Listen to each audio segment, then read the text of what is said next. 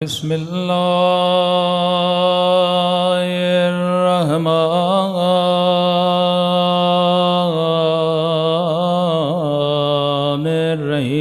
الرحیم الحمد للہ رب العالمین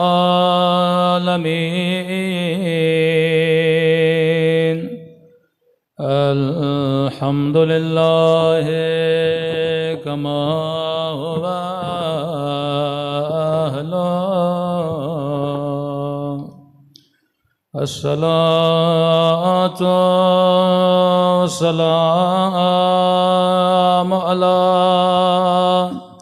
سيد المرسلين وخاتم النبيين أبي القاسم محمد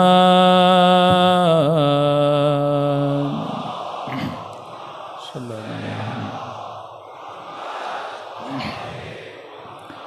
وعلى آله الطيبين الطاهرين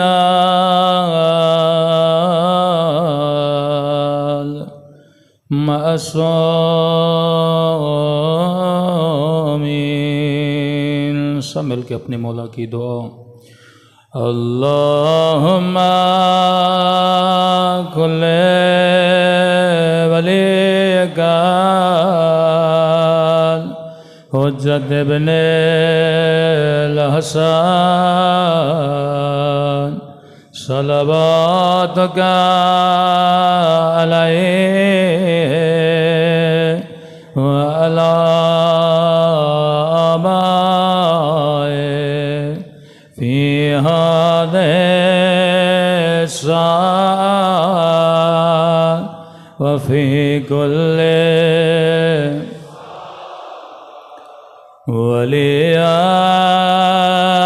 وحافظا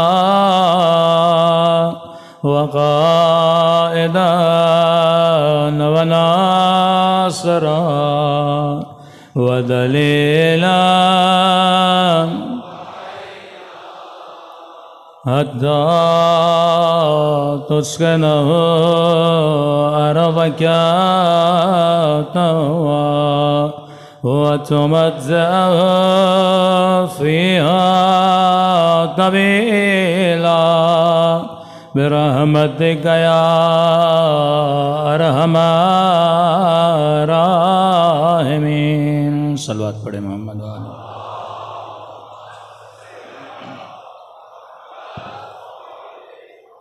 بسم اللہ الرحمن الرحیم رب اشرح لی صدری ویسر لی امری واحلل عقدۃ من لسانی یفقہوا قولی اما بعد فقد قال سبحانہ وتعالی بسم اللہ الرحمن الرحیم اہدنا الصراط المستقیم صلوات پڑھے محمد وعلی محمد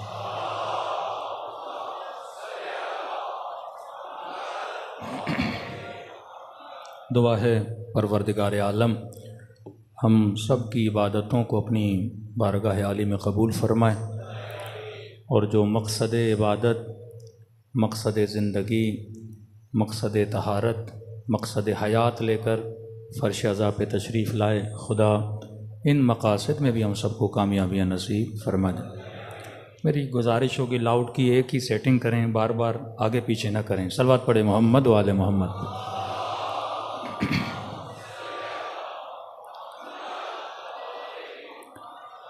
عرض کر رہے تھے کہ اہل بیت علیہ الصلاۃ والسلام نے ایک سیکریٹ نیٹ ورک کے ذریعے سے شیعیان اہل بیت کا ایک سلسلہ بنایا کہ آپ جب تاریخ پڑھتے ہیں تو تاریخ پڑھنے سے قطعاً یہ نہیں لگتا کہ کوئی شیعہ بچ پاتا ہجرتیں آپ نے کیں گلے شیعوں کے کاٹے گئے بغداد میں سادات کو دیواروں میں زندہ گاڑ کر دیواریں بنائی گئیں۔ منصور کے زمانے میں، منتصر کے زمانے میں یعنی جس بستر پہ یہ سوتا تھا وہاں پہ اہل بیت کے چاہنے والوں کے کٹے ہوئے کان ہوتے تھے۔ یعنی یہ باتیں جو ہم کرتے تھے، شاید کوئی آپ کا مخالف بولتا کہ شیعہ جھوٹ بول رہے ہیں، لیکن یہ جو ظلم کا سلسلہ شروع ہوا سیریا میں، عراق میں، اس وقت یہ ریئلائز کیا گیا کہ واقعاً ایسا ہو سکتا ہے کہ کسی خارجی نے کسی حاملہ عورت کے پیٹ کو چیر کے بچے کو نکال کے ذبح کیا، تو کئی شیعہ شاید جھوٹ بول رہے ہیں، کیونکہ وہ امیر المومنین سے محبت رکھتی تھی، کہ اس کی جب نسل پیدا ہوگی وہ بھی عاشق علی بنے گی۔ لیکن آج جب یہ واقعات ہوئے سیریا میں کہ صرف ایک دن میں موصل کی یونیورسٹی کے 400 شاگردوں کو مار کے، کچھ کہتے ہیں زندہ گڑھا کھود کے ان کو وہیں دفنا دیا، کہ ابھی ان بیچاروں کی لاشیں وہاں دریافت ہوئی ہیں، کہ زندہ زندہ اردن کے پائلٹ کو جلا دیا جائے، ٹیلی فون کی تار سے خاتون کے گلے کو گھوٹا جائے، ایک ٹیکسی ڈرائیور ماں کے سامنے اسی کے بچے کو اس کے سامنے ذبح کر دے۔ یعنی ایک واقعہ نہیں، سینکڑوں واقعات ہیں کہ سنتے تھے کہ شہداء کے سروں سے ایسے جیسے فٹ بال کے بال سے کھیلا جاتا ہے۔ اسی طرح یزیدی قبیلے کی عورتوں کو مال غنیمت سمجھ کے ایک دوسرے میں بانٹنا۔ یعنی آپ دور نہیں جائیں، آپ کی یہی 7 سالہ پہلے، 8 سالہ پہلے، 5 سالہ پہلے یہ مسلمانوں کی تاریخ ہے۔ اب یہ چہرہ ہم ویسٹرن ورلڈ کو دکھا کے ان کو مسلمان بنانا چاہتے ہیں۔ کربلا کے بعد ہی اہل بیت نے 2 چہرے بنائے، کہ ایک یزید کا نیٹ ورک ہے، ایک حسین کا نیٹ ورک ہے، ایک سسٹم آف ابلیس ہے، ایک سسٹم آف اہل بیت ہے۔ آپ کے پاس اگر اہل بیت کے علاوہ کوئی اور سسٹم ہے تو آپ دکھاؤ، اور اگر وہ سسٹم کو فطرت ماننے کے لیے تیار ہو جائے تو ہم بھی ماننے کے لیے تیار ہو جائیں گے۔ صرف کتاب لکھی جائے کہ رسول خدا کے بعد کتنے اصحاب تھے جن کا قتل ہو، ہم اہل بیت کی بات نہیں کر رہے ہیں، کیونکہ اہل بیت کی شاید کچھ لوگوں کو پرواہ نہیں ہے، چلیے اصحاب کی بات کرتے ہیں۔ صرف یہ بتایا جائے کہ رسول خدا کے بعد کتنے اصحاب شہید ہوئے اور ان صحابیوں کو کس نے قتل کیا۔ بھائی اس وقت تو شیعہ نہیں تھے نا، آپ کہتے ہو شیعہ تو عبداللہ سبا کے بعد بنے نا، لیکن اس زمانے میں اصحاب کو کس نے قتل کیا، کس وجہ سے قتل ہوئے؟ یعنی رسول خدا کے بعد یہ پورا سسٹم بگاڑ کا شکار نظر آتا ہے، اتنا بگاڑ اس سسٹم میں نظر آتا ہے، اتنا خون اس سسٹم میں نظر آتا ہے، اتنے یتیم اس سسٹم میں نظر آتے ہیں کہ صرف واقع حرہ کو پڑھا جائے کہ 3 دن کے لیے مدینے کو سپاہیوں کے لیے حلال قرار کر دیا جاتا ہے، کہ ملتا ہے اس واقعے کے بعد پتہ نہیں کتنے ولد الزنا اس شہر میں پیدا ہوا ہے۔ اب اس ناکارہ سسٹم کو اہل بیت علیہ الصلوۃ والسلام بنانا چاہتے تھے، کہ ہم نے کہا کہ آپ ابھی بھی وقت ہے، کوئی جوان اچھی ڈیزائن بناتا ہے تو یہ ایک بل بورڈ بنا کے آپ رکھ سکتے ہو کہ یہ ہمارا نیٹ ورک ہے، جس نیٹ ورک کو چلانے والے اہل البیت اور قرآن ہیں، جہاں سے نیٹ ورک فیڈنگ لیتا ہے وہ علم اور حکمت ہے۔ اس نیٹ ورک میں افراد کا جو آپس میں تعلق ہے وہ محبت اور بغض کا ہے۔ اس سسٹم میں رہنے کا جو قانون ہے وہ امر بالمعروف و نہی عن المنکر ہے۔ اس سسٹم پہ جو چلے گا اللہ اس کو ہدیہ دے گا، وہ ہدیہ یہ ہے کہ خدا اس کو عدالت نصیب کرے گا، حکمت نصیب کرے گا۔ ہمارے ہاں جتنے بھی احکام اسلامی ہیں اس کی بنیاد حکمت ہے۔ طلاق کے مسئلے پہ کل میں نے بات کی، نکاح کے مسئلے پہ کل میں نے بات کی، رضاعت کے مسئلے پہ کل میں نے بات کی کہ نکاح میں گواہ کی شرط نہیں، طلاق میں گواہ کی شرط ہے۔ اللہ نے اگر عدت رکھی ہے تو عدت کی حکمت موجود ہے۔ فرما عدت کرے تاکہ یہ نہ ہو جلدی سے شادی کرے، یا عورت حاملہ ہو پہلے شوہر سے تاکہ ایک وقفہ آ جائے، تاکہ کسی اور کا بچہ ہو تو پتہ تو لگے کہ یہ بچہ کس کا ہے۔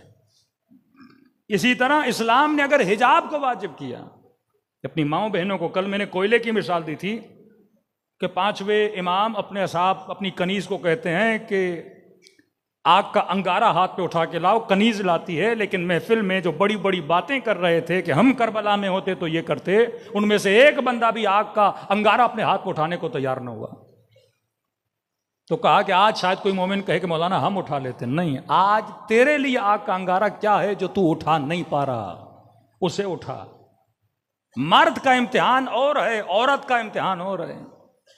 آج سب سے زیادہ جس چیز پہ اٹیک کیا جا رہا ہے وہ خواتین کا حجاب ہے، اور دل خون ہوتا ہے کہ جب کسی شیعہ سوسائٹی میں جاتے ہیں اور عورت حجاب صحیح سے کر کے نہیں آتی۔ میں نے کہا یہ دین حکمت کا دین ہے، آپ کسی بھی شرعی مسئلے پہ آ کے خاتون آ کے بحث کرے، اسلام اسے جواب دے گا۔ اگر عقلانی طور پہ آپ راضی نہیں ہوئے، آپ بھلے وہ کام نہ کریں۔ یہ اور بات ہے کہ جو ایمان کی منزل پر ہوتا ہے وہ سلم و تسلیمہ کی منزل پہ ہوتا ہے، وہ اعتراض نہیں کرتا، لیکن اگر آپ کو سمجھ نہیں آ رہا، آپ سوچئے، اسلام نے شراب کو حرام کیا، ریزن ہے شراب جسم کو بھی نقصان دیتا ہے، شراب فکر کو بھی نقصان دیتا ہے، شراب انسان کے ول پاور کو ختم کرتا ہے۔ اس سسٹم کی بیسک حکمت ہے، اس سسٹم میں جو رہنے والے ہیں ان کو احکام اسلامی کی حکمت کو سمجھنا ہوگا، کیونکہ جب تک آپ حکیم نہیں بنو گے، ہر دشمن آ کے آپ کی بچی کو گمراہ کر دے گا، آپ کے جوان کو دین کے راستے سے ہٹا دے گا اگر اس کے اندر حکمت نہیں ہوگی۔ تو گناہ کو پہلی منزل میں روکو، کیونکہ آگے نکل گئے تو پھر تمہارا بچنا مشکل ہے۔ آپ شراب پیتے ہو، آپ کا کنٹرول ختم ہو جاتا ہے۔ میں نے پچھلے سال کی مجلسوں میں ڈیٹیل میں بات کی کہ دنیا میں سب سے زیادہ سوسائڈ ریشو ویسٹرن ورلڈ میں ہوتا ہے، اور جتنے لوگ مرے تھے ان کا بلڈ ٹیسٹ دیا گیا تو اس وقت انہوں نے خودکشی کی، اس عالم میں وہ نشے کے عالم میں تھے۔ جب آدمی نشہ کرتا ہے تو نفع نقصان کا پتہ نہیں لگتا، وہ صرف اپنی خواہش کو پورا کرنا چاہتا ہے۔ اسی طرح حجاب کا مسئلہ ہے میرے عزیز۔ کسی خاتون نے کہا مولانا اتنی گرمی، حجاب ہمارے اوپر ہے، مردوں کے اوپر کیوں نہیں؟ مرد کیوں نہیں حجاب کرتے، عورتیں حجاب کریں؟ حکمت کو سمجھو۔ عورت 4 شادیاں کیوں نہیں کر سکتی، مرد 4 شادیاں کر سکتا ہے؟ یہ وہ جوابات تھے، یہ مولوی اور مفتیوں کا کام تھا۔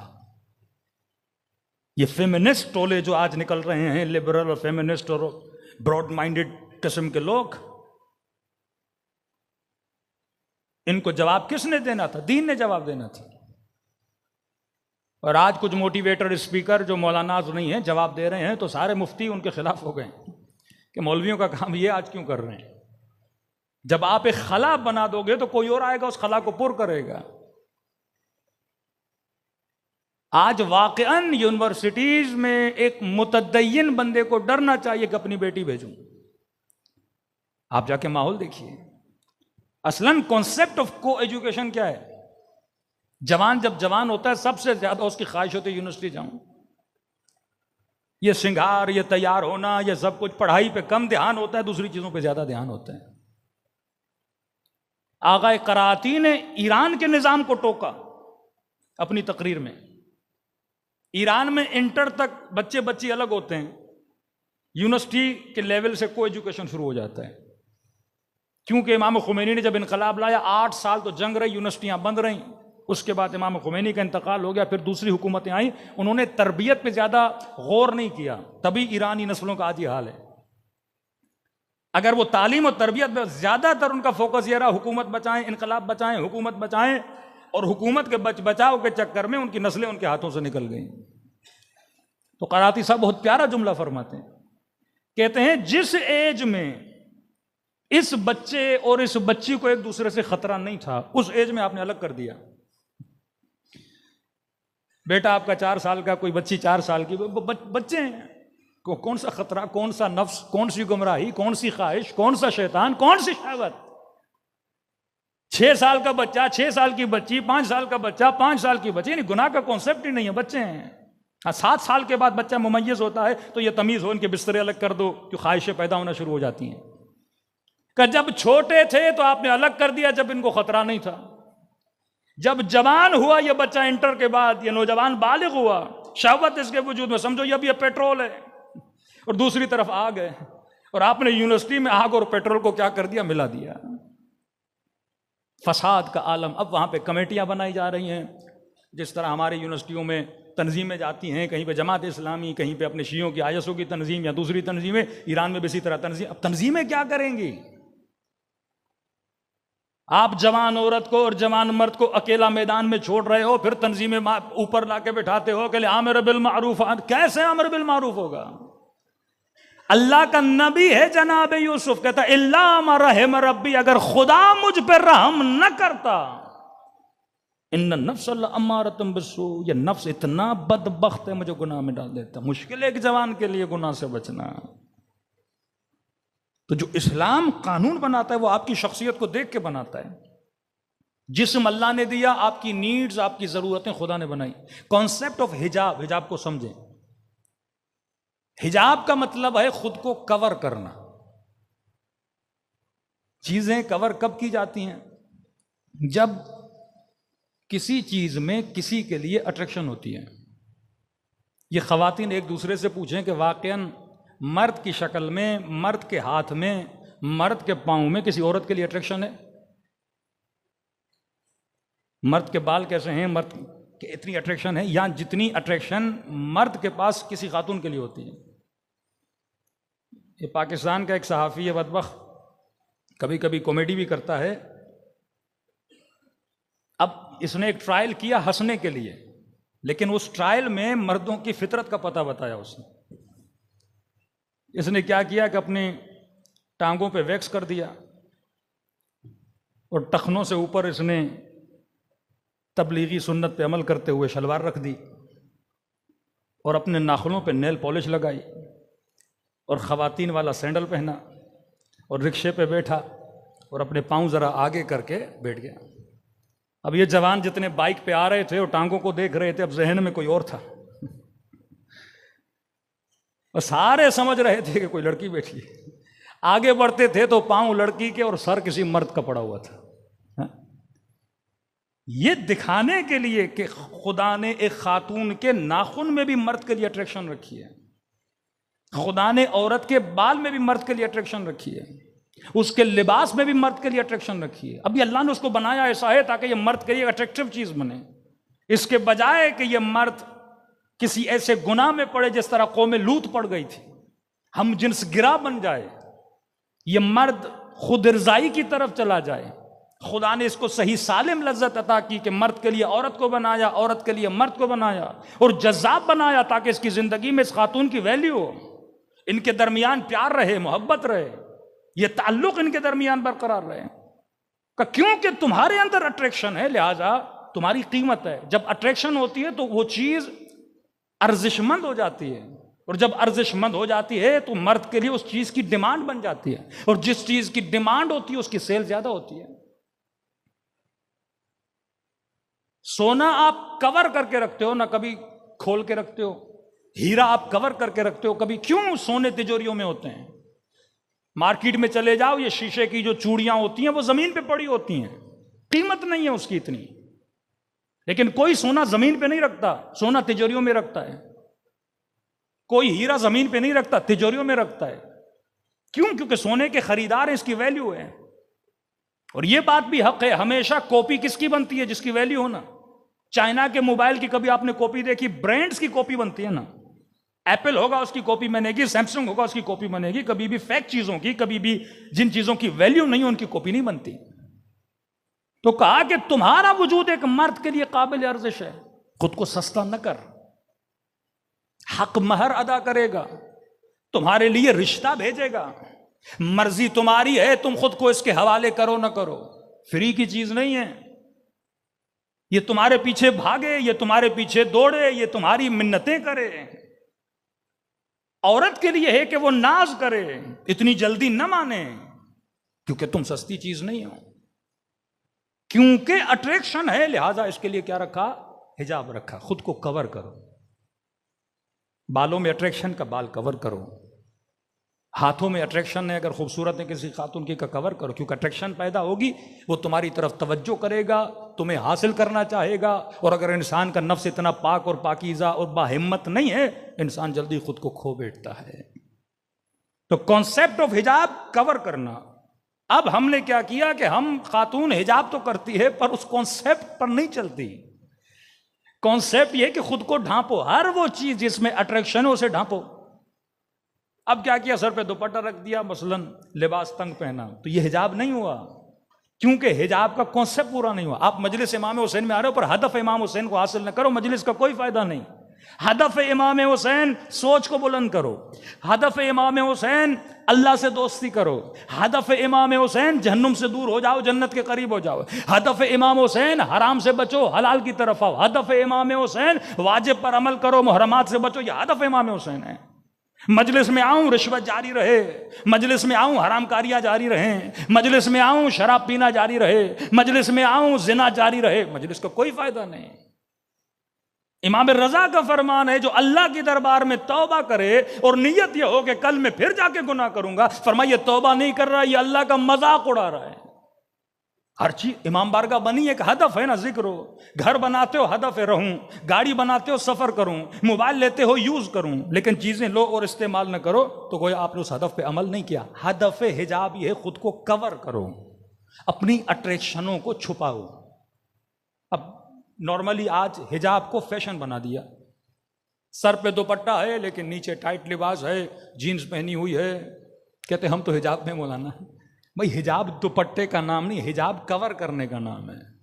اپنے حسن کو چھپانا اس کا نام ہے حجاب. اب شیطان کیا کرتے انہیں عورت کو کہتے آپ آزاد ہو. اب کانسیپٹ آف شیطان کو دیکھیں، شیطان عورت کو کہتا ہے تمہاری ڈیمانڈ ہے، جب ڈیمانڈ ہے تو خود کو ظاہر کرو تاکہ یہ سارے مرد تیرے پیچھے لگیں. اللہ کہتا ہے تمہاری ڈیمانڈ ہے پر فری میں خود کو ظاہر نہ کرو. لیکن آج خاتون کے بدن سے اتنا لباس اتار دیا کہ اس کی کوئی قیمت نہیں رہی، کوئی وقت نہیں رہی. جس کی قیمت تھی آج نگاہ جو کسی عورت پہ، وہ نگاہ صرف نگاہ شہوانی، نگاہ انسانی نہیں ہے. آج ویسٹرن ورلڈ میں ایک مرد جب عورت کو دیکھتا ہے وہ صرف شہوت کی نگاہ سے دیکھتا ہے. اسلام کہتا ہے پہلے دیکھو کہ یہ انسان ہے، انسانی نگاہ کرو کہ تمہارے سامنے ایک انسان کھڑا ہوا ہے. لیکن آج نگاہ حیوانی ہے. اسلام قدر دے رہا ہے، قیمت دے رہا ہے. تو آج خاتون کے لیے اب خاتون حجاب نہیں کرتی، اس کی سزا اس کو بعد میں ملے گی، اس کے مرد کو پہلے ملے گی. کہ میں نے کہا انگریز خنزیر کھا کر بے غیرت بنا. انسان کو سوچنا چاہیے میرے اندر سے غیرت کیوں گئی ہے. اتنا مشکل ہے سر پہ دوپٹہ رکھنا، اتنا مشکل ہے جناب زینب کا حجاب کرنا، اتنا مشکل ہے اپنی شادیوں کو مینیج کرنا کہ خواتین الگ ہوں، مرد حضرات الگ ہوں. اللہ گھومنے سے منع نہیں کرتا، اچھے لباس پہننے سے منع نہیں کرتا، سنگار کرنے سے منع نہیں کرتا، لیکن کہتے لمیٹیشنز میں رہو، مردوں میں، عورتیں عورتوں میں رہیں. سب سے زیادہ فساد یونیورسٹی میں کیوں ہے؟ کیونکہ مرد عورت مکس ہیں. ان خاندانوں میں سب سے زیادہ گناہ کیوں ہوتا ہے جن میں مکس گیدرنگ ہوتی ہے؟ کیونکہ جب آگ اور پیٹرول کو ملاؤ گے آپ گناہ سے بچ نہیں سکتے کہ بندہ کہے میں پانی میں جاؤں لیکن میرا بدن گیلا نہ ہو. یہ حکمت اہل بیت نے سکھائی کہ اگر جتنا خاتون خود کو کور کرے گی اتنی ہوسران مردوں کی گناہ بھری دعوتوں سے بچی رہے گی. جتنا خود کو ظاہر کرے گی اتنا گناہ میں خود بھی پڑے گی اور اس مرد کے ہاتھوں کو اور اس کی نیت کو بھی گناہوں میں آلودہ کرے گی. صلوات پڑھے محمد وآل محمد پہ.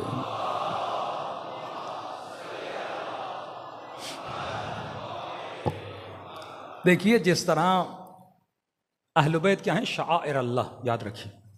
شعائر کا مطلب کیا ہے؟ مساجد اللہ کے شاعر ہیں. بعض لوگ کہتے ہیں آپ مسجدوں پہ خرچہ کیوں کرتے ہو، مجلسوں پہ خرچہ کیوں کرتے ہو؟ تو ہم ان کو جواب دیتے ہیں آپ حج پہ اتنا خرچہ کیوں کرتے ہو؟ اللہ کا ذکر کرنا ہے گھر میں بیٹھ کے کرو، بھائی حج پہ کیوں جا رہے ہو؟ سال میں اتنے ہزار بکرے، بھینسیں، اونٹ، بیل کیوں کاٹتے ہو؟ یہ پیسے یتیموں کو دو، کسی غریب کا علاج کروا دو. ایک بندے کا حج پہ 14-15 لاکھ خرچہ آتا ہے، کیا ضرورت ہے بھائی 7 چکر لگا کے واپس آتے ہو؟ کہ نہیں، شعائر اللہ ہے، خرچ کرو تاکہ اللہ کی یاد زندہ رہے. امام حسین پہ خرچ کرتے ہیں تاکہ یاد حسین زندہ رہے. شعائر، یہ حجاب بھی من شعائر اللہ ہے، نماز بھی شعائر اللہ ہے. لا یخافون لومۃ لائم، ملامت کرنے والوں کی ملامت سے مومنین نہیں ڈرتے. کہ مولانا شرم آتا ہے، یونیورسٹی جاتی ہوں ساری لڑکیاں ماڈرن ہوتی ہیں، سر پہ دوپٹہ نہیں ہوتا، میں حجاب کر کے جاؤں، آکورڈ لگتا ہے، بیکورڈ بولتے ہیں۔ کہ مومن نہیں ہے یہ جو کس کی ملامت سے ڈر جائے۔ امیر المومنین فرماتے ہیں میرے اپنے دشمن کے لیے جتنا وہ اپنے باطل پہ بضد ہے تو اپنے حق پہ کیوں نہیں؟ اسے گناہ کرنے میں شرم نہیں آتی، اسے بدن سے لباس اتارنے میں شرم نہیں آتی، اسے 4 مردوں کے ساتھ تعلق بنانے میں شرم نہیں آتی، تجھے اپنے حیا پہ شرم آتی ہے، تجھے اپنے حجاب پہ شرم آتی ہے۔ فاسق ترین شہر میں امام زین العابدین اگر عابد بنتے ہیں، علم بن جاتے ہیں عابدوں کا، کہ وقت کا بادشاہ انتظار میں حجر اسود کو بوسا دوں، لیکن جب چوتھے امام آتے ہیں لوگ راستہ دینا شروع کر دیتے ہیں، کیونکہ نشانی بن گئے، عباد کی نشانی بن گئے، صلحاء کی نشانی بن گئے۔ حجاب کرنا بھی عبادت ہے، اور کوئی مرد اپنی با حجاب بیوی کو کسی مال میں لے جا رہا ہے، کسی جگہ پہ لے جا رہا ہے، ایک ایسی جگہ، ایک ایسا مال جہاں پہ ساری خواتین نے حجاب نہیں کیا ہوا، یہ ایک با حجاب خاتون جب اس معاشرے میں چڑھتی، کس کی تبلیغ کر رہی ہے؟ حجاب کی تبلیغ کر رہی ہے۔ ایک نیک نوجوان جب 4 شرابیوں، زانیوں، راشیوں میں جا کے بیٹھتا ہے، یہ تبلیغ کر رہا ہے نیکی کی۔ تبلیغ صرف زبان سے نہیں، اپنے پہناوے سے بھی تبلیغ ہے۔ آپ حجاب کے ساتھ چل رہے ہو، یہ آپ کی تبلیغ ہے۔ چہرے پہ سنت رسول سجا کر چل رہے ہو، یہ آپ کی تبلیغ، آپ کا چلنا عبادت ہے۔ اہل بیت نے صرف لکھ کے اپنے مکتب کو نہیں پھیلایا، اپنے کردار سے، اپنی رفتار سے، اپنے لباس سے۔ کیا ہر مصیبت میں آپ پڑھتے ہو کہ سیدانیوں کی چادریں چھینی، کیوں اس بات پہ اتنا انفسائز کیا جاتا ہے؟ کیونکہ اہل بیت کے لیے بڑی اہمیت کی بات تھی۔ اور مصائب جناب زینب پہ روئے اور سر پہ حجاب نہ ہو۔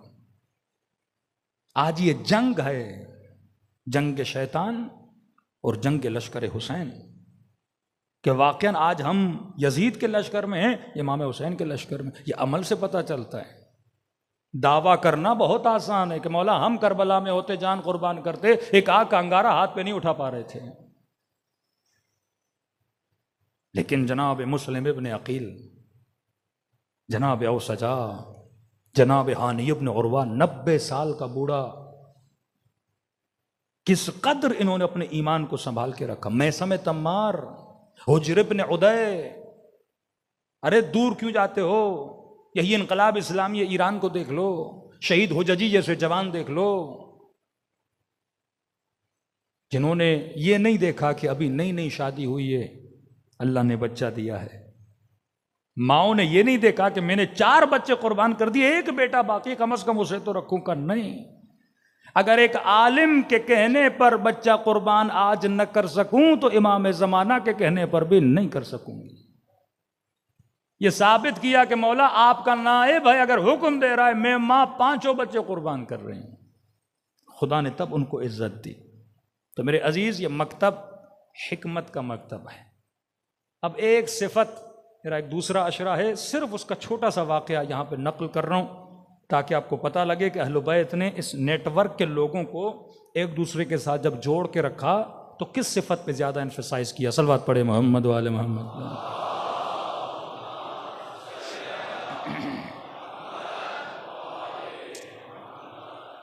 ایک صفت میں نے اصحاب امام حسین کی ذکر کی تھی، صفت بصیرت۔ کیونکہ اگر آپ نے اس نیٹ ورک میں رہنا ہے تو اس نیٹ ورک میں رہنے والے بندے کو اسمارٹ ہونا چاہیے۔ یہ نیٹ ورک بے انتہا اسمارٹ نیٹ ورک ہے، لیکن اتنا ہی سمپل بھی ہے۔ یعنی بہت سمپل چیزیں ہیں، لیکن اگر انسان کی سمجھ میں نہ آئے تو انسان گمراہ ہو جائے۔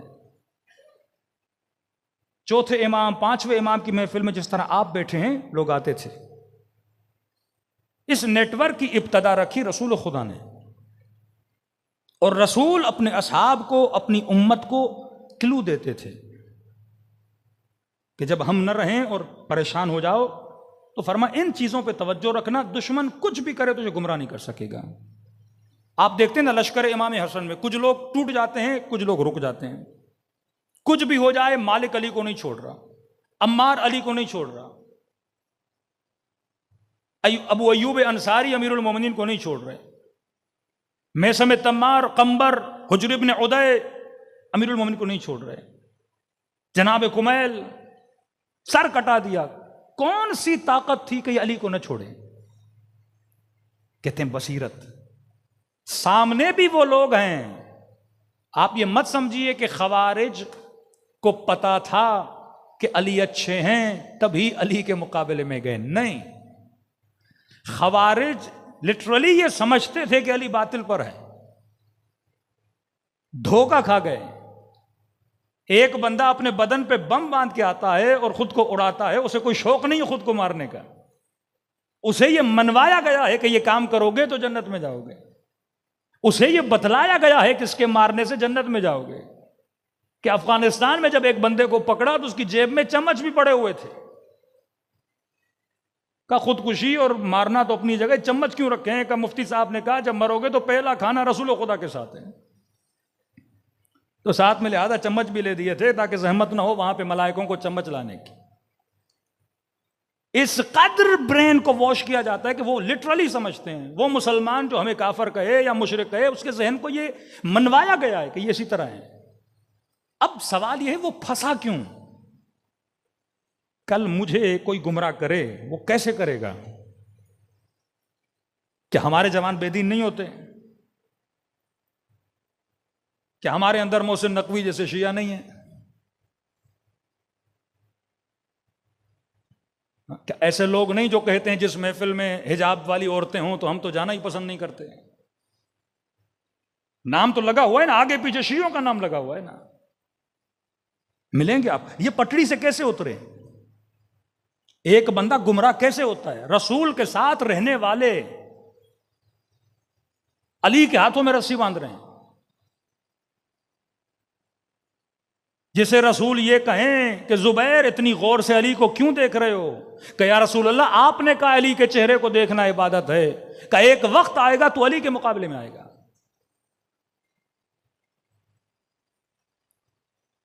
کیسے ٹوٹے؟ ان کے اندر ایک صفت نہیں تھی، وہ کلو، وہ رمز، وہ راز جو رسول خدا بتا کر گئے اس کو انہوں نے چھوڑ دیا۔ کہا نا آخری زمانے میں دین کا گلا دین سے کاٹا جائے گا۔ جس طرح آج شیعہ کو اگر لڑانا ہو تو علی کے نام پہ لڑایا جاتا ہے۔ جس چیز سے سب سے زیادہ محبت ہو اسی چیز سے لوگوں کو آپس میں لڑایا جاتا ہے۔ کون سی صفت ہے؟ فرماتے ہیں وہ ہے بصیرت کا نہ ہونا۔ بصیرت کیا ہے؟ المؤمن کیس، مومن ہوشیار ہوتا ہے، مولا فرماتے کین ہوتا ہے، شارپ ہوتا ہے۔ جناب مختار کے لیے لفظ استعمال کیا گیا، ان کا فرقہ بنا فرقہ کیسانیہ۔ یہ لقب رسول نے دیا تھا کہ تیرا بیٹا کیس ہوگا، ہوشیار ہوگا۔ زیارت جامع کبیر یا ساست العباد اہل بیت کے لیے استعمال کیا گیا، اے بندگان خدا میں بہترین سیاست کرنے والے اہل بیت۔ لوگ سمجھتے ہیں سیاست یہ ہے کہ جنگ جیتو، فلاں کو مارو، تخت بچاؤ۔ اہل بیت کی سیاست تک قیامت تک ہوتی ہے۔ یہ سیاست اہل بیت کا نتیجہ تو ہے آج اتنے شیعہ ہیں کائنات میں۔ یہ تو بعد میں مارا گیا۔ پورا ترکی شیعہ تھا، مصر شیعہ تھا، سیریا شیعہ تھا۔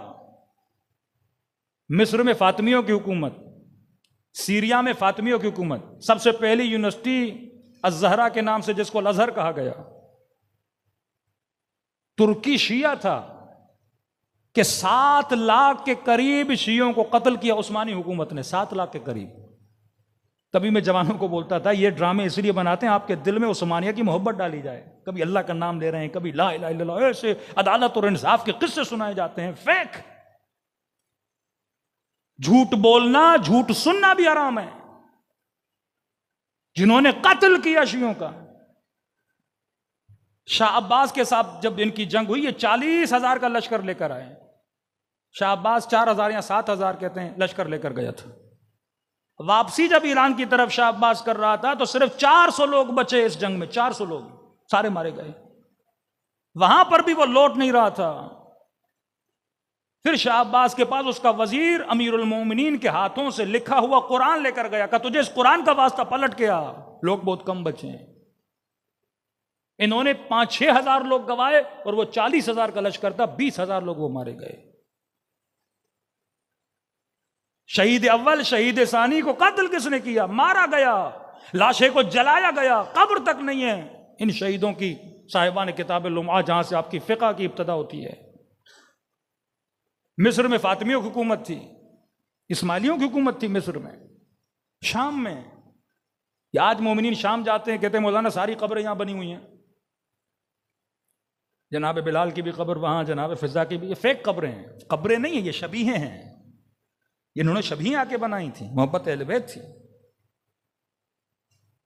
اب جب میں کہتا ہوں نا 7 لاکھ شیعہ، تو یہ 7 لاکھ اس زمانے کی آبادی سے بول رہا ہوں، آج کی آبادی نہیں. پورا مصر میں کس نے حکومت کی؟ امیر المومنین کے حاکم تھے. مالک اشتر کو مصر کی طرف بھیج رہے تھے. محمد ابن ابی بکر کو کہاں شہید کر دیا گیا؟ مصر میں. احترام صحابہ کی باتیں کرنے والوں کو جرت ہے ذرا اپنے ممبروں سے اپنی قوم کو بتاؤ تو صحیح کہ محمد ابن قاتل کون تھا. حضرت ابو بکر کے نعرے مارنے والوں کو یہ نہیں پتا کہ جناب ابو بکر کے بیٹے کو کس نے مارا تھا. مارا نہیں، مار کے گدھے کا پیٹ کاٹ کے اس میں ڈالا گیا، پھر گدھے کو آگ لگا دی گئی. یہ توہین وہاں سے شروع ہوئی ہے، یہاں سے نہیں ہے. کون بچا جو صاحب بصیرت تھا، جن کو اپنی تاریخ کا نہیں پتا. اب جب میں کہتا ہوں نا 7 لاکھ شیعہ مارے گئے، بغداد میں 20,000 شیعہ مارے گئے مغلوں کے زمانے میں. مختلف پھر کس طرح سے مغلوں کو ہمارے علماء نے مسلمان بنایا، کس طرح سے ایرانی حکومتوں کو شیعہ بنایا، یہ سارا آپ کے مراجع کا کام تھا. یہ ساری وہ تربیت محمد اور آل محمد تھی کہ ایک طرف کربلا میں نواز رسول کو شہید کر دیا جاتا ہے، صرف ان کے چند نسل میں سے بچے بچتے ہیں امام زین العابدین کی صورت میں. حکومتیں ان کی، طاقتیں ان کے پاس، میڈیا ان کے پاس، لیکن اس کے باوجود بھی خدا آپ کی تعداد میں اتنا اضافہ کرتا ہے، عزتیں آپ کو عطا کرتا ہے. یہ وہ تربیت اہل بیت. کیا سکھایا اہل بیت نے؟ اپنے شیعوں کو بابصیرت بنایا کہ تم نے مختلف زمانوں میں فتنوں کا مقابلہ کیسے کرنا ہے. تھوڑا اشارہ دوں گا، ایک واقعہ میرے دوسرے ٹاپک کا ہے وہ ایڈ کروں گا، پھر آپ کو یہاں سے بتاؤں گا کہ کربلا میں وہ شقی کس طرح شقی بنا. بصیرت کے لیے نبی نے اس نیٹ ورک میں رہنے والے لوگوں کو کچھ کلو دیے. مثلا مولا علی کا ہاتھ بلند کر کے کہا من کنت مولا فہذا علی مولا. یہ کلو دے رہے ہیں، رمز دے رہے ہیں. مطلب اس علی سے کبھی دشمنی نہ کرنا. دوست بھی مانتے ہو نا، مطلب یہ دوستی کے لائق ہے، دشمنی کے لائق نہیں. انا مدینۃ العلم وعلی، یہ جو پڑھ رہا ہوں مصدق شیعہ سنی مانتے ہیں. انا مدینۃ العلم وعلی بابا، میں شہر علم ہوں اور علی کیا ہے؟ دروازہ. مطلب علم لینا ہو، فیصلہ کرنا ہو، قضاوت میں پھنسو، الجھنوں میں پھنسو تو دروازہ کون ہے؟ علی ہے. انا مدینۃ الحکمت وعلی بابھا، میں شہر حکمت ہوں، عقل ہوں. اگر حکمت کی باتیں سننی ہو تو کس کے پاس جانا؟ علی کے پاس جانا. یا علی انت منی بمنزلت ہارون من موسیٰ، جس طرح ہارون موسیٰ کا جانشین تھا اسی طرح علی تو میرے لیے ویسے ہی ہے جیسے موسیٰ کے لیے کیا تھا؟ ہارون تھا. یا عمار تقتلک فئۃ باغیہ، اے عمار تجھے ایک باغی ٹولہ مارے گا. یہ رمز و راز ہیں کہ جب پھنس جاؤ مشکلات میں. نبی فیوچر کو دیکھ رہے ہیں، امت کو بچانا چاہتے ہیں. بعض جو نوجوان کہتے ہیں یا رسول خدا کلیئر کر کے کیوں نہیں گئے اور امت اتنی لڑ پڑی، الیاذ باللہ نبی نے ہمیں الجھا دیا. نہیں میرے عزیز، یہ کلو دے کر جا رہے ہیں. زمانے پہ کسی کا کنٹرول نہیں ہے. آج آپ کے پاس طاقت ہے، کل کسی اور کے پاس طاقت ہے. آج آپ کی فوج بھاری ہے، آج آپ کا قبیلہ مضبوط ہے.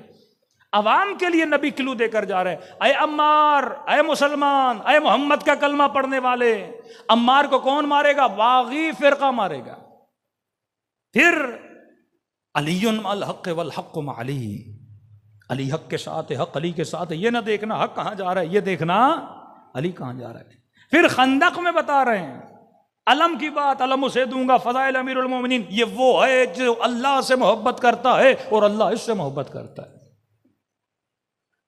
پھر مباہلے میں ان کو لے کر آتے ہیں کہ یہ وہ ہیں جن کی جھوٹی قسم بھی کوئی نہیں کھا سکتا.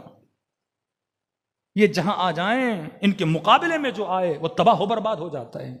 کیا بتائیں؟ اور پھر جاتے جاتے کہہ رہے ہیں قل لا اسألکم علیہ اجرا الا المودۃ فی القربى. کوئی بہانہ رہ جاتا ہے امت کے پاس؟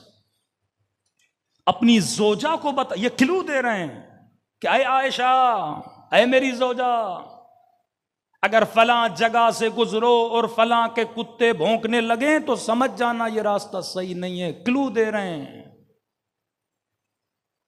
یہ اور بات ہے کہ یہ بی بی جب گزرتی ہیں تو ساتھ والے لوگ تھے، انہوں نے کہا کہ نہیں، نہ وہ کتے ہیں نہ وہ جگہ ہے. وہ کہہ رہے نہیں، ہم لوگوں کو بلاتے ہیں. 4-5 لوگوں کو بلایا، کہ ان سے آپ پوچھئے، ان کو پیسہ کھلایا. انہوں نے کہا نہیں، وہ جگہ نہیں ہے. اور کیا دے رسول خدا، اور کیا بتا کے جائیں؟ فاطمہ بضعۃ منی، سیدہ شباب اہل الجنہ، جنت کے جوانوں کے سردار ہیں. بھائی جوانوں کے سردار ہیں تو مطلب جنتی ہیں. جو جنتی ہے اس کے مقابلے میں کیسے جا رہے ہو؟ اس قدر عقل سے پیدل کہ حسین کو کہہ رہے ہیں بغضاً لأبیک، تیرے بابا کی دشمنی میں آئے. ارے جس سے محبت کرنی ہے تو دشمنی کر رہے ہیں.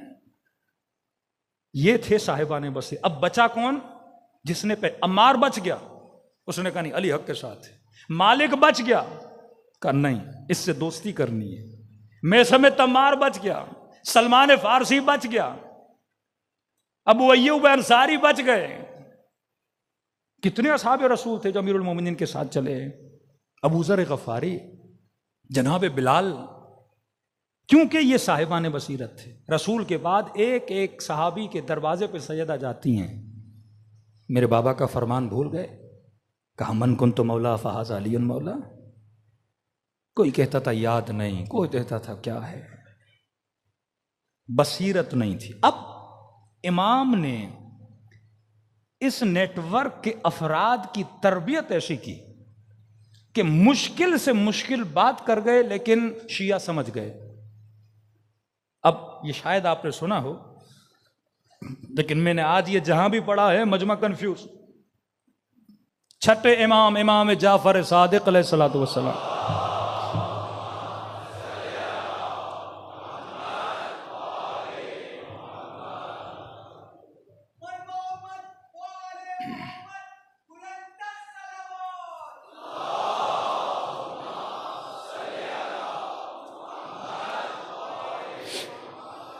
چھٹے امام، امام ششم دنیا سے جاتے ہیں اور وصیت لکھتے ہیں. مجمع پریشان کہ مولا کا وصی کون ہے؟ حاکم منصور دوانقی، ظالم ترین بندہ. اس نے بھی سپاہیوں کو بھیجا، افواج کو بھیجا کہ جا کے دیکھو کہ اس امام کا جانشین کون ہے. خدا آپ سب کو سامرہ کی زیارت نصیب کرائے. سرداب امام میں جب جاتے ہیں نا، یہ وہ جگہ ہے جہاں 5 سال امام زمانہ رہے. 5 سال، کتنی چھوٹی جگہ ہے. گھر کی کنیزوں کو بھی پتا نہیں تھا اس گھر میں بچے کی ولادت ہوئی ہے. کنیزوں کے اندر جاسوس تھے. یہ انٹیلیجنس کا نیٹ ورک پرانے زمانے کا نیٹ ورک ہے کہ گھر کے بھیدیوں میں جاسوس بٹھا دیے. آخری جانشین ہے، اگر حکما کو پتا چلتا امام کو شہید کر دیتے. اب بعض کہتے ہیں اللہ بچاتا. بھائی اللہ نے حضرت موسیٰ کے لیے ان کی ماں نے کتنی زحمتیں کی ہیں نا. اللہ دخالت نہیں کرتا، اللہ کی سنت نہیں بدلتی. آپ نے ظاہری اسباب میں خود کو بچا کے رکھنا ہے. جہاں بالکل ایسا معاملہ ہو جائے تو پھر خدا دخالت کرتا ہے. یذبحون ابناءہم ویستحیون نساءہم. موسیٰ نے حضرت موسیٰ کو مارنے کے لیے فرعون نے حاملہ عورتوں کی شکموں کو پارا کیا تھا. خوف تھا یہ بچہ آئے گا میرے تخت کو گرا دے گا. تو معصومین چھٹے امام کے بعد ایک ایسا ماحول بنا، پتہ چل جاتا کہ امام ہیں. اس وقت منصور کے زمانے میں تو مسئلہ ہوتا. تو اب سپاہی کھڑے ہیں، انٹیلیجنس کے لوگ کھڑے ہیں کہ پتہ چلے جانشین کون ہے. اور سپاہیوں کو بھیجا جیسے اعلان ہو جانشین کا پتہ چلے آپ ان کو پکڑ کے لائیں، یا شہید کر دیا جائے یا جو بھی. اب امام یہ خط لکھ رہے ہیں کن لوگوں کے لیے؟ جن کو بابصیرت بنا چکے ہیں، جن کو تربیت دے چکے ہیں، جن کو کلو دے چکے ہیں. ایک ایسا خط جس سے دشمن بوکھلاہٹ کا شکار ہو جائے پر اپنے سمجھ جائیں کہ مولا کیا کہنا چاہتے ہیں. کیسے وہ بتاتا ہوں. اب پریشان کہ مولا کا جانشین کون ہے. میرے چھٹے امام نے خط میں لکھا کہ میرے 5 جانشین ہیں. پہلا جانشین منصور دوانقی. اب وہ آئے تھے کس کو پکڑنے کے لیے؟ امام کے جانشین کو. اور امام نے کہا میرا جانشین کون ہے؟ منصور دوانقی. دوسرا جانشین والی مدینہ، دونوں ظالم. تیسرا جانشین میری بیوی. چوتھا جانشین میرا بیٹا عبداللہ ابتح، جسمانی طور پہ امام کا یہ بیٹا معذور تھا. 5ویں جانشین موسیٰ کاظم. یہ پریشان ہو گئے بھائی کون جانشین ہے. منصور کو جا کے بتایا آپ کو بنا کر گئے. اس نے کہا معاملے کو چھوڑ دو. وہ تو وہیں سے پیچھے ہٹ گیا.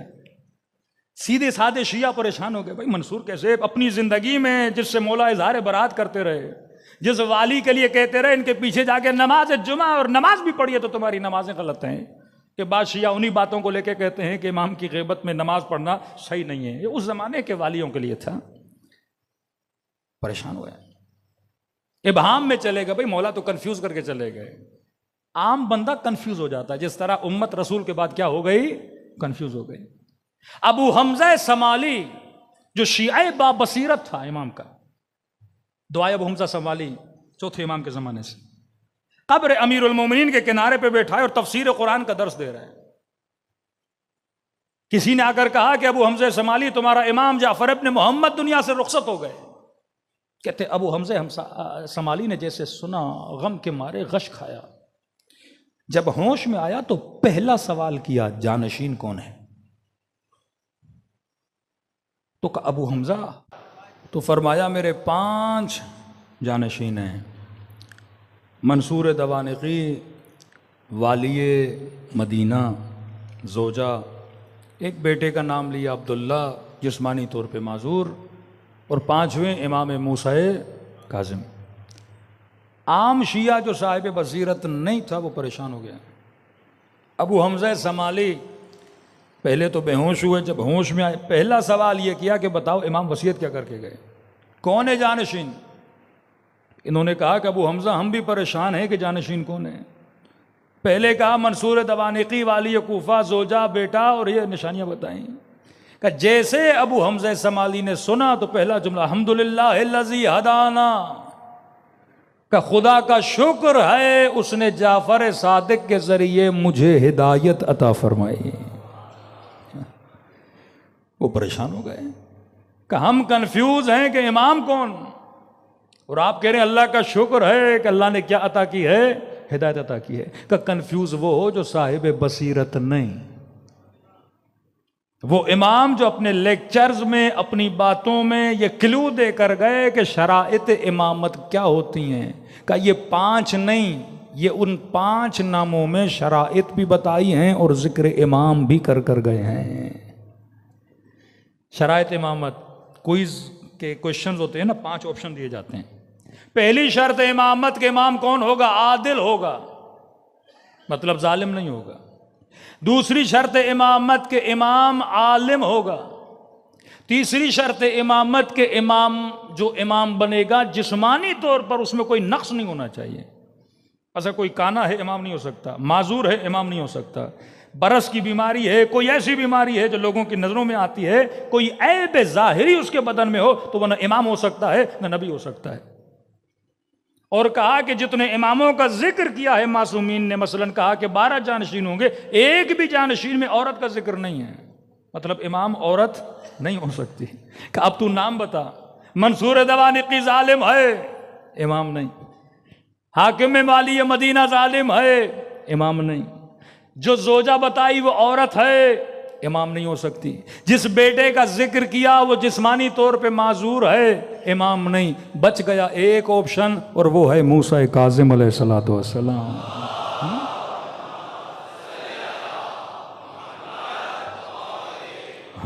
وہ اجل فرجہم، یعنی پہلے کلو بتا دیتے ہیں. آج مومن پریشان، مولانا کس کو مانے کس کو نہ مانے. کسی جوان نے کہا کہ مولانا امیر المومنین کے زمانے میں لوگ تھے، علی کو دیکھ کے حق سمجھ آ گیا، حسن کو دیکھ کے حق سمجھ آ گیا، آسان تھا. امام حسین کو دیکھا کربلا میں چلے گئے، مولا کی مدد کی، آسان تھا. امام زین العابدین کے امام تو تھا، کہ ہم کیا کریں اگر امام پردے غیب میں ہے، ہم کیسے بچیں. اگر امام ہوتے میں امام کے پیچھے چلتا. آج اتنے فرقے، اتنی باتیں، اتنے نظریے، مولانا ہم جائیں تو کہاں جائیں؟ میں نے کہا علی نہیں تو کیا ہوا، علی کی باتیں تو ہیں. مولا حسن نہیں تو کیا ہوا، وہ باتیں، وہ کلو، وہ با بصیرت کی بصیرت بننے کی نشانیاں جو معصوم نے بتائی ہیں وہ تو تمہارے اندر موجود ہیں. اب یہ اور بات ہے میں پڑھتا نہیں، مجھے ہر چیز کلیئر اینڈ کٹ چاہیے، ایسا تو نہیں ہو سکتا. ابو حمزہ سمالی نے اسٹڈی کیا، تفسیر قرآن کا درس دے رہے تھے، شرائط امامت کا پتہ تھا. یا سادہ شیعہ ہوتا منصور دوانیقی کے پیچھے چلا جاتا، اور سادہ ہوتا حاکم کے پیچھے جاتا، اور سادہ ہوتا امام کے معذور بیٹے کے پیچھے چلا جاتا. لیکن جو صاحب بابصیرت تھا وہی حقیقی امام کے دروازے پر پہنچ جاتا. یہی معاملہ امام رضا کے بعد ہوا. امام جواد کی عمر 7 سال. یہ پہلی مرتبہ شیعت پر امتحان آیا کہ ایک ایسا امام بنا جو جسٹ 7 ایئرز کا امام ہے.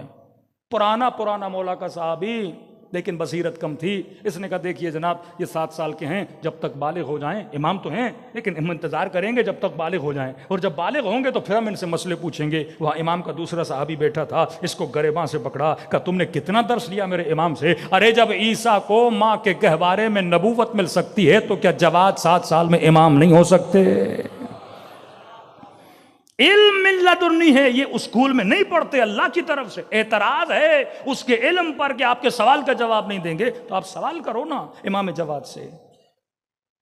پھر بوڑھے اصحاب امام رضا بیٹھے اور امام جواد. ہمارے کسی امام نے اتنے مشکل یعنی مسائل حج امام جواد نے بیان کی. مسائل حج کیا کہ سوال کرتے تھے مولا کفارہ کب ہوتا ہے کب نہیں ہوتا. ایک لمبی حدیث امام نے ان پرندوں کے، ان جانوروں کے کہ فلاں کے شکار کا یہ کفارہ، فلاں. اب ایج امام کی کتنی ہے؟ بہت کم ایج ہے.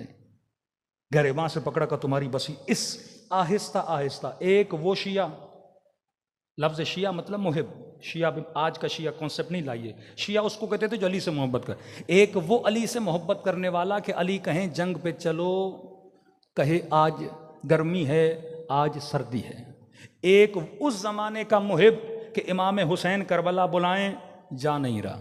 ایک اس زمانے کا محب کہ امام زین العابدین پہ ظلم ہو رہا ہے دفاع کے لیے نہیں آ رہا. ایک اس زمانے کا امام کہ چھٹے امام کے گھر کو آگ لگا دی جاتی ہے دفاع کے لیے آگے نہیں بڑھ رہے. یہ آہستہ شیعہ ڈیولپ ہوتا گیا.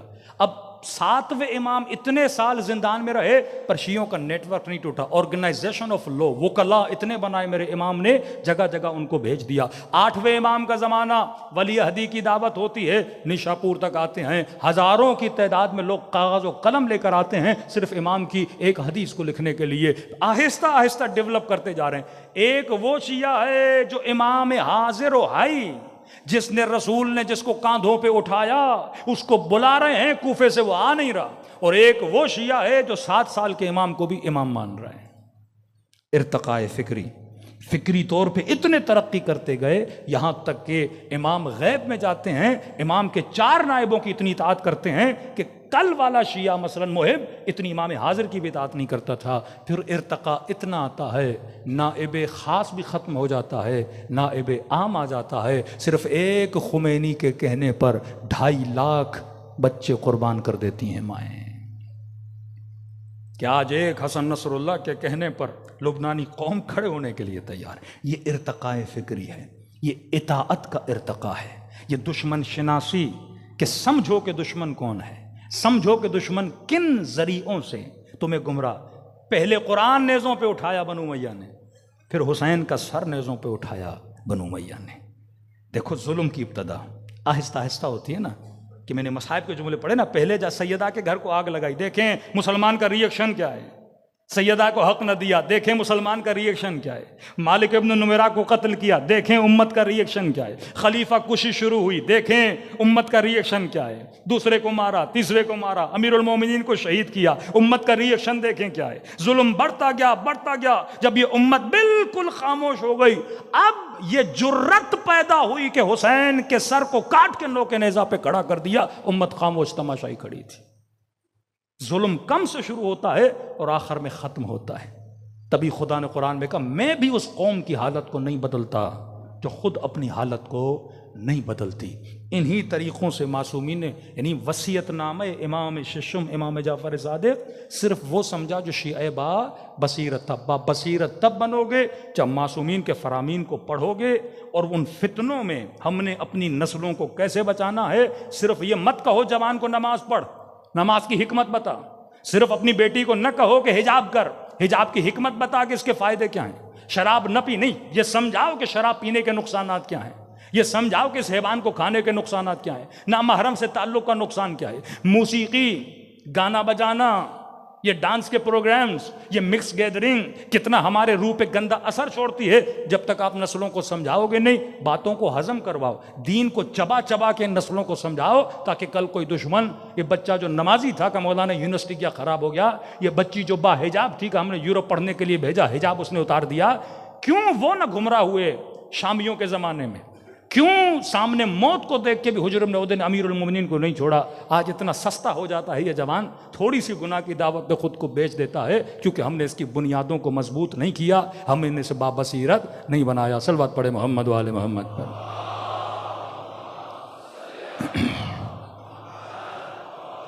کیونکہ آج لائٹ چلی گئی، وقت بہت زیادہ ہو گیا۔ ایک ملعون ہے، نام ہے شبس ابن ربیع، اس کا ذکر میں کل کروں گا۔ بڑی اس کی زندگی کا اتار چڑھاؤ ہے کہ آپ دیکھیں کہ جس کو امیر المومنین نے جنگ نہروال میں اپنا علم بردار بنایا، اور اسی بندے کو یزید نے کربلا کے میدان میں اپنے لشکر کا علم بردار بنایا۔ زندگی کا اتار چڑھاؤ صرف بصیرت کے نہ ہونے کی وجہ سے۔ اتنا ظلم کیا آل رسول پہ جس کی مثال نہیں ملتی۔ کم از کم آج تو مسلمان سوچے کہ واقعاً بصیرت پیدا کرے۔ سقیفے پہ سوچو، جنگ صفین پہ سوچو، جمل پہ سوچو، کربلا پہ سوچو، یہ واقعات کیوں رونما ہوئے۔ جب تک وجوہات کے پیچھے نہیں جاؤ گے تب تک خدا کسی کو ہدایت نہیں دیتا۔ 3 محرم کو ایران میں عادت ہے کہ جناب سکینہ کے مصائب پڑھے جاتے ہیں۔ ہمارے یہاں مشہور ہے بی بی سکینہ، وہاں مشہور ہے جناب رقیہ۔ تاریخ میں ہے کہ سکینہ لقب تھا، نام کیا تھا؟ رقیہ تھا۔ اور ہمارے یہاں یہ کہ جناب کچھ اور مشہور ہے، لیکن جو تحقیق مختلف تحقیقات ہیں، ملتا ہے یہ بی بی مولا حسین کی وہ بیٹی ہیں کہ جب یہ پیدا ہوئی تھیں تو ان کی والدہ گرامی دنیا سے چلی گئی تھیں۔ جناب رقیہ مشہور ہیں بنام سکینہ۔ سکینہ لقب کیوں پڑا؟ کیونکہ بچپن میں ماں دنیا سے چلی گئی، تو یہ زیادہ تر امام حسین کے پاس رہتی تھی۔ مولا جب راتوں کو سوتے بھی تھے، کیونکہ ماں نہیں تھی، تو اس بچی کو اپنے سینے پہ سلا کے سویا کرتے تھے۔ اور ان چھوٹی سی بچی کو اتنی عادت ہو گئی کہ ان کو نیند نہیں آتی تھی جب تک بابا کا سینہ نہیں ملتا تھا۔ تو لقب پڑا سکینہ تو ابھی، اپنے بابا کے دل کا چین۔ زینب بابا کی زینت، زینب اپنے بابا کی زینت۔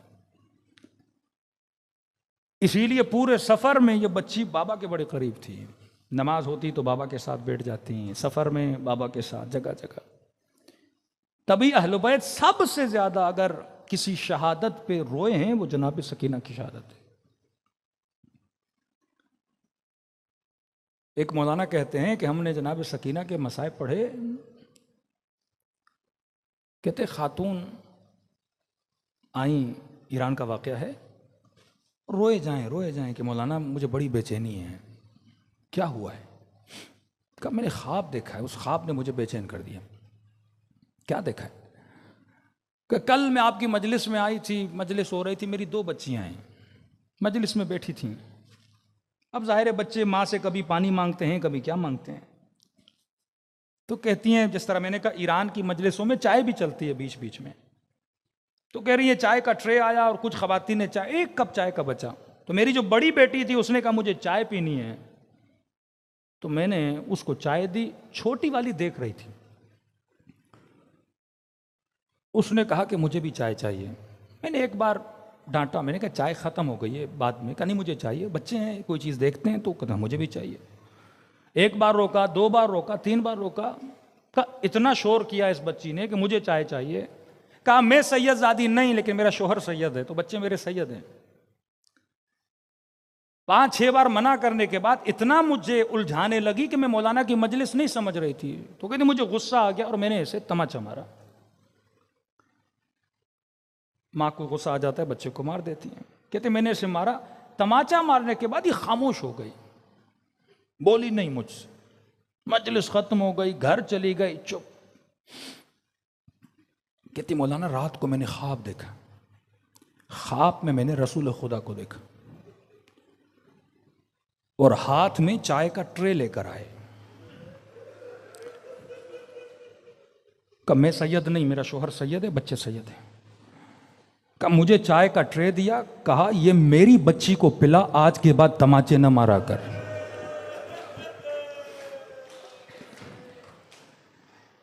کہ جب سے خواب دیکھا ہے مجھے سکون نہیں ہے.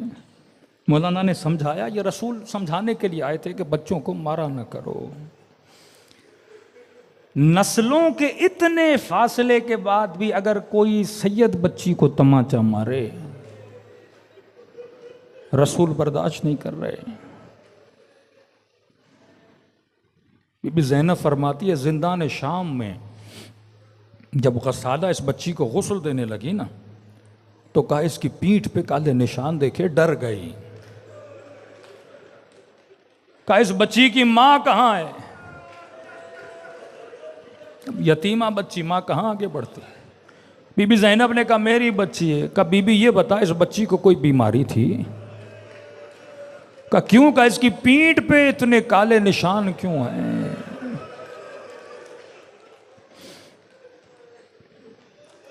لیکن خدا کی قسم ہے سکینہ کو ان چیزوں کی تکلیف نہیں تھی. کبھی اس بچی نے اس بات پہ نہیں رویا کہ مجھے مارا گیا، تماچے مارے گئے، کھانا نہیں ملا. نہیں، اس بات پہ کبھی شکایت نہیں کی. نہ ہی ان تکلیفوں کی وجہ سے یہ بچی دنیا سے چلی گئی. اہل بیت فرماتے ہیں سب سے بڑی تکلیف اس بچی کو یہ تھی کہ اس کے سامنے اس کے بابا کو مارا جاتا تھا. جس بچی کی ماں نہ ہو، جو صرف بابا کے سینے پہ پلی ہو.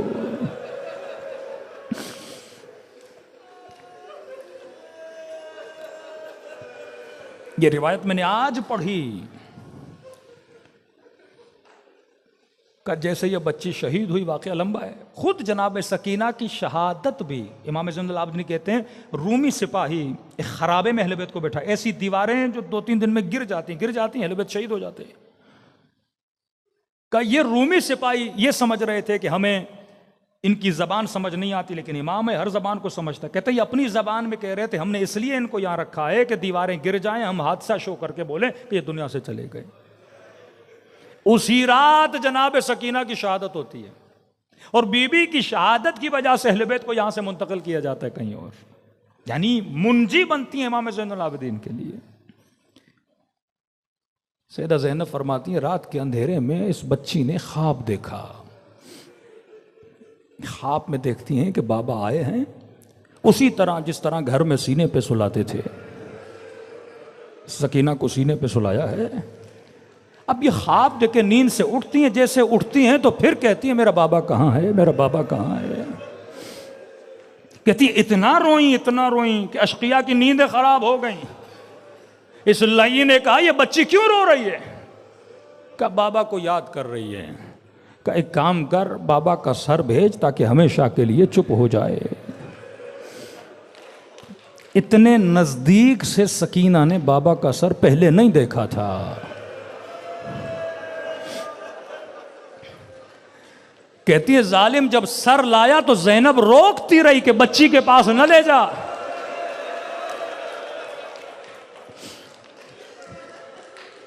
دو روایتیں، ایک روایت سر دیکھا، بچی نے ایک لفظ نہیں بولا، اسی چپی میں دنیا سے چلی گئی. دوسری روایت یہ ہے کہ سر کو سینے سے لگایا، 2-3 بین کیے کہ بابا اس کا ہاتھ بڑا تھا.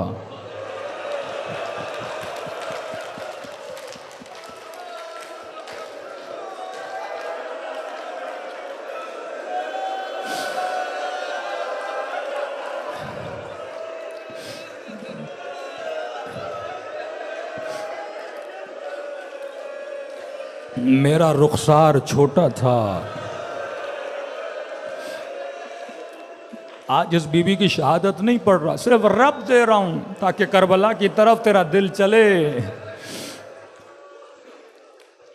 سیدہ زینب فرماتی جب روح پرواز کر گئی تو کہا سب بیبیوں میں سے زیادہ جو بی بی رو رہی تھی وہ ام کلثوم تھی. اتنی تڑپیں، اتنا روئیں، اتنا بلبلائیں کہ بی بی زینب نے کہا ام کلثوم کیا کر رہی ہو؟ ہم بڑے ہیں، ہم نے بچوں کو حوصلہ دینا ہے. اگر آپ ہی حوصلہ نہیں رکھیں گی تو بچے کیا کریں گے؟ ام کلثوم اتنا رو کیوں رہی ہو؟ کہ بہن زینب ایک منظر یاد آ رہا ہے. کہ کون سا منظر؟ کہا جب شام کے بازار میں یہ بچی میرے گود میں تھی، شامی بچوں کے ہاتھوں میں روٹیاں تھیں. سکینہ کی نگاہ جب روٹی پہ پڑی نا، آہستہ سے میرے کان میں کہا پھپھی اماں مجھے بہت بھوک لگی ہے.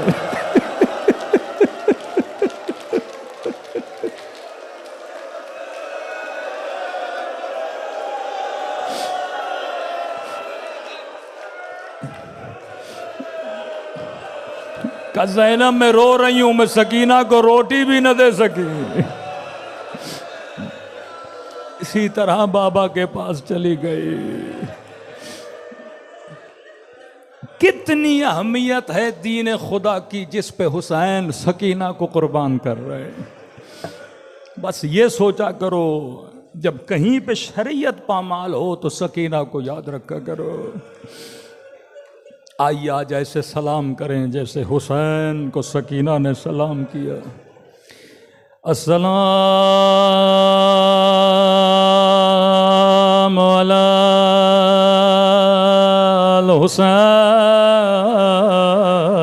الحسین وعلی علی ابن الحسین وعلی اولاد الحسین وعلی اصحاب حسین کی صدا بلند ہو. السلام علی وعلی علی ابن وعلی اولاد وعلی اصحاب. سب مل کے السلام علی الحسین وعلی علی ابن وعلی اولاد وعلی اصحاب. میرا سلام اس بیمار بچے پہ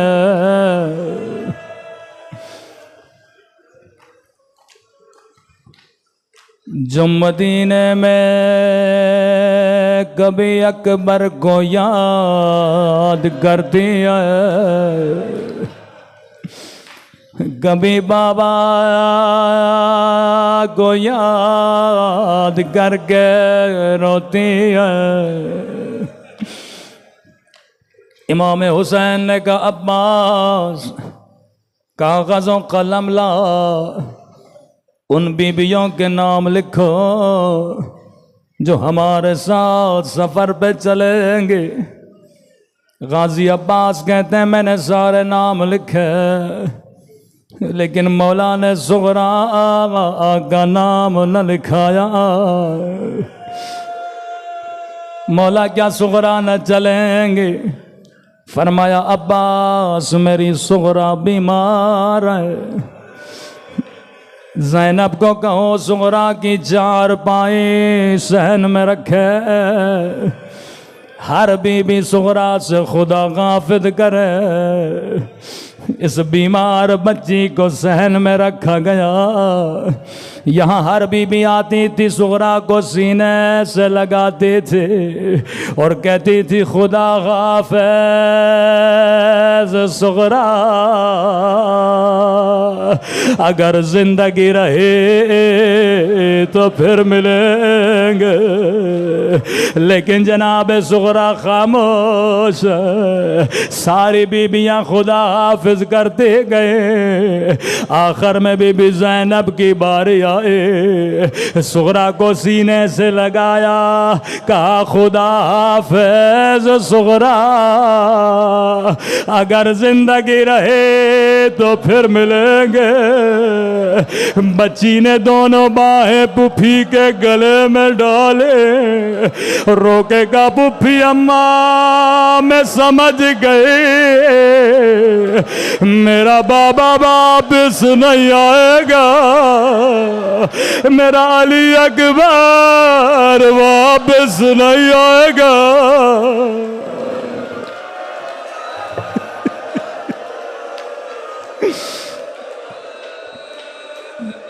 بی بی زینب کو بڑا پیار آیا، روکے کا سغرا تجھے کس نے کہا؟ اس بات کا علم میرے علاوہ حسین کے علاوہ کسی کو نہیں ہے۔ رو کے کہنے لگی پھوپھی اماں میں بیمار ہوں، مجھے راتوں کو نیند نہیں آتے۔ آدھی رات کا وقت تھا، میں نے دیکھا آسمان سے نوری اماری اترے، نوری اماری سے کالے برقعے میں بی بی باہر آئے، زمین پہ بیٹھی سر میں خاک ڈال کے کہنے لگی اے میرے لال حسین، تیری ماں زہرا تجھے کہاں کہاں روئے گی، وہ کربلا میں روئے یا شام کی بازار۔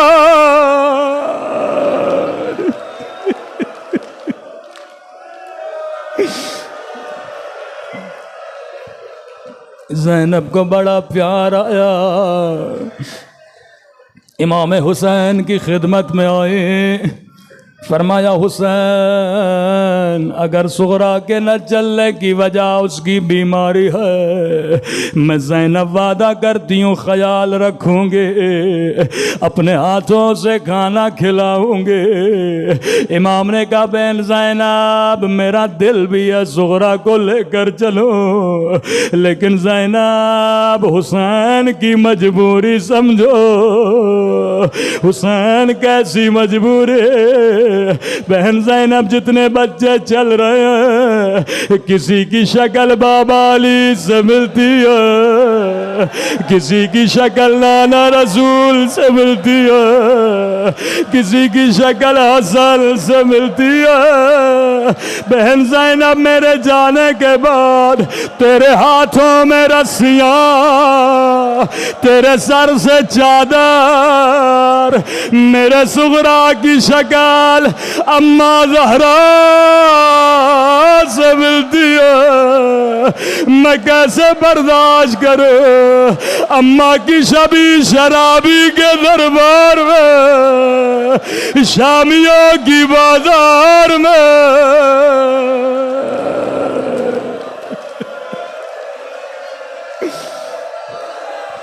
الا لعنت اللہ علی القوم الظالمین۔